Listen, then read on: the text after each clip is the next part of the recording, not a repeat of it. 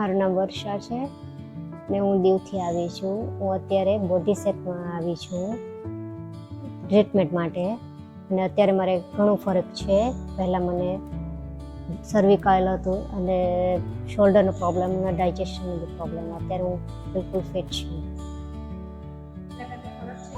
બહુ જ ફરક છે અત્યારે તો, ઘણું બધું ફરક. બધું જમવાનું રહેવાનું બધું એકદમ પ્રોપર છે. બધી પરફેક્ટ હતી. બધા એકદમ સારા. અગર કોઈને તમારે ટ્રીટમેન્ટ કે કંઈ લેવી હોય, જૂની બીમારી કે કંઈ હોય તો તમે અહીંયા આવીને તમે જરૂર સારવાર લઈ શકો છો.